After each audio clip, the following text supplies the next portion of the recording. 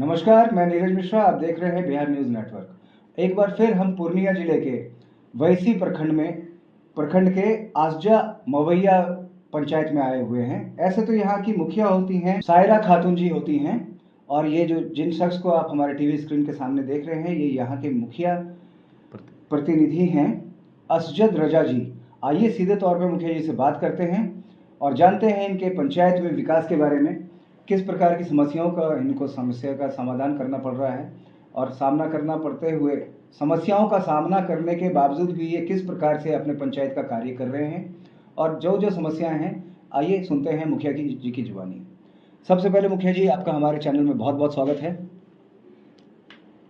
बहुत बहुत शुक्रिया, आपने तकलीफ़ें उठाकर हम तक आने की कोशिश की। मैं आपका शुक्रिया अदा करता हूँ जी, धन्यवाद। और बिहार न्यूज़ का भी। जी मुखिया जी, आपके पंचायत में जो मूल समस्याएं हैं, पहले उनके बारे में बताइएगा, उसके बाद फिर जो आपने काम किए हैं उसके बारे में बताइएगा। एक एक करके आप इसकी व्याख्यान कीजिएगा। सबसे पहली परेशानी बिजली की है जी। बिजली से हर शख्स परेशान है जी। कि हर लम्हे बिजली कटती रहती है। आधा घंटा, 1 घंटा, भले 10 घंटे 15 घंटे लाइट रहती है, इधर से बहुत बुरा हाल है। और उसके साथ साथ बिजली बिल में जो धांधली हो रही है, उसको हम न इतना पकड़ पा रहे हैं, न उसके समस्या का साधारण जो है समाधान कर पा रहे हैं। जी। इसके लिए पब्लिक बहुत लूट रही है, बर्बाद हो रही है। जी मुखिया जी, आपके यहाँ स्वास्थ्य की क्या व्यवस्था है? स्वास्थ्य की व्यवस्था का मसला ये है कि जब आप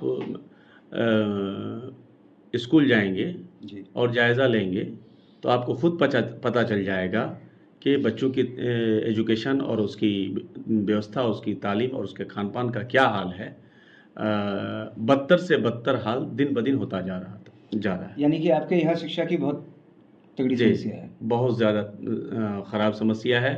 और टीचरों का हाल, चूँकि मेरिट के आधार पे सबकी बहाली हुई थी पहले, है ना? अब किसकी क्या मालूमात है, क्या जानकारी है, वो तो बखूबी आप लोग भी वाकिफ़ होंगे, चूँकि आप लोग भी जगह-जगह जाते हैं और देखते हैं। हम इससे ज़्यादा कुछ नहीं कहेंगे कि जहाँ पर बिहार था तालीमी एतबार से बहुत ज़्यादा मुझे फ़र्क नहीं महसूस हो रहा है। जी। हमारे मुख्यमंत्री जी का ड्रीम प्रोजेक्ट था जल नल, उसकी आपके यहाँ क्या स्थिति है? जल नल का हाल जो ज़ाहिर है पूरे बिहार के लिए, जी, वो छुपा नहीं है। लेकिन मैं अपनी पंचायत की बात करता हूँ और अपने प्रखंड की स्तर की बात कर सकता हूँ कि 10% जो है वो टावर जो है वो चल रहे हैं। टावर 10%, यानी अगर हमारे वार्ड में जो नल जल है उसके 10% लोग पानी पी पा रहे हैं, वो भी कभी अच्छा कभी ख़राब। अगर मशीनरी कोई ख़राबी आती है तो उसको कभी बनने में 4 दिन लगते हैं तो कभी 14 दिन लगते हैं। जी मुखिया जी, इसी तरह जो है सोलर लाइट जो है वो भी एक ड्रीम प्रोजेक्ट के हिसाब से हमारे मुख्यमंत्री जी ने किया है, तो क्या ये कारगर होगा?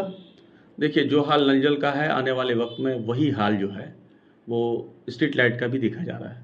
उसकी सूरत ये है कि एक तो 16 वार्ड हैं हमारे, और मुखिया लोगों का हाल तो इतना बुरा हो गया है कि हम जनप्रतिनिधि हैं और सारे लोगों को सारे लोगों की परेशानी देखने के बाद उनकी सुविधाओं को उपलब्ध कराने का हमने सैकड़ों वादे किए थे, हाँ, जिसका बहुत बहतान है और बहुत बुरा हाल हो रहा है हमारा। इस माना कर के नल जल का जो हाल बुरा था वो है ही।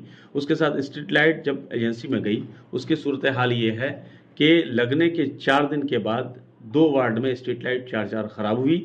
और कम से कम 10 रोज़ तो मैंने 2-3 बार करके स्टाफ को फ़ोन किया, फिर पंचायत राज पदाधिकारी को फ़ोन किया, फिर ग्रुप में डाला।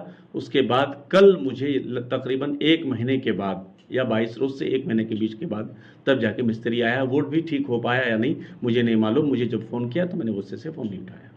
जी, अगर ये सारा जो टेंडर कर दिया जाता है, वो सारे कार्य अगर आपके पंचायत के आपको दिए जाए तो क्या वो सफल होंगे?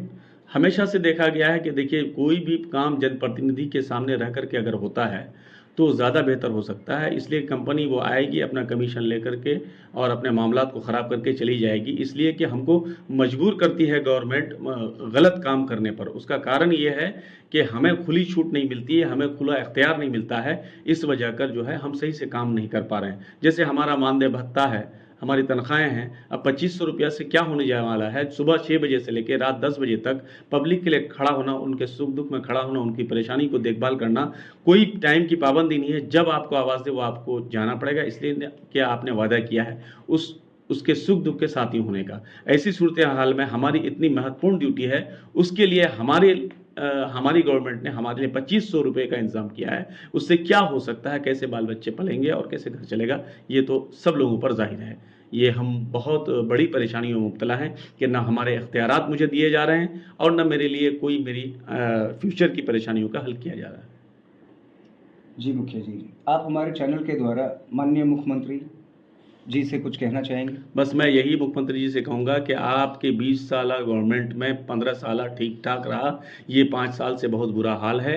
दिन ब दिन पंचायती राज का जो हाल ख़राब होता जा रहा है, उससे बखूबी वाकिफ़ हैं। जैसे हमारे इख्तियारात, पंचायत राज सरकार भवन पहले हमको बनाने का इख्तियार था, हम अपनी मर्ज़ी से अपने देखभाल में बनाते, तबीयत से बनाते, उसका गुणवत्ता अच्छा होता, और उसके बाद नल जल हमसे छीन लिया गया। उसका भी हाल आप देख रहे हैं, जिसकी खुली जो है जानकारी आपके पास मौजूद है कि 10% लोग आज बमुश्किल तमाम पानी पी पा रहे हैं। यानी कि प्रत्यक्ष में प्रमाण की जरूरत नहीं होती है नहीं। कि धरातल पे जो भी कार्य मुखिया जी द्वारा किए गए वो लगभग ठीक है, और जनता के बीच में रहते हुए आप लोग कुछ ना कुछ तो जरूर करते हैं जिससे कि आप लोग जनता का सहयोग पा सके। लेकिन ये जितने भी कार्य टेंडर द्वारा हुए हैं वो धरातल पे बिल्कुल नहीं है, खाली कागजात में होकर रह गए हैं। जी मुखिया जी, अपने अधिकारों के लिए कुछ कहना चाहेंगे? बस मेरा इख्तियार यह है कि मुझे पंचायत सरकार भवन बनाने के लिए इख्तियार दिया जाए, है ना। और उसके बाद जो है मनरेगा का बहुत बुरा हाल है। मनरेगा का जो सिस्टम किया है उसमें भी बहुत दिन ब दिन मज़दूरों को परेशानी है। अब रोज़गार नहीं मिल रहा। रोज़गार के लिए सेंट्रल गवर्नमेंट ने ये काम किया था, बड़ा अच्छा काम था, लेकिन अब 210 रुपये में कौन मजदूरी करेगा। फिर हाथ पर पैसे नहीं मिल रहे हैं, अकाउंट पे जा रहे हैं, 10 दिन बाद मिल रहे हैं। इस 10 दिन में मजदूर खाएगा क्या? और अगर हम पक्का काम करने जा रहे हैं मनरेगा से, तो हमको 1.5 से 2 साल के बाद पेमेंट हो रहा है। कहाँ से मजदूर का पेट भरेगा, कहाँ से मटेरियल वाले को पैसा मिलेगा, किस आधार पर? इसका मतलब सीधा जाहिर है कि गवर्नमेंट हमें बेईमानी करने पर मजबूर कर रही है।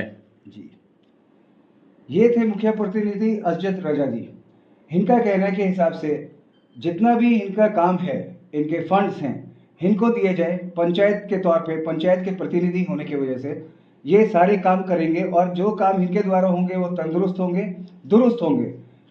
इसकी निगरानी के लिए एकाध किसी को नियुक्त किया जा सकता है, और मुखिया जी के द्वारा कराए गए काम पंचायत की उन्नति और तरक्की के राह को आगे बढ़ाएगा।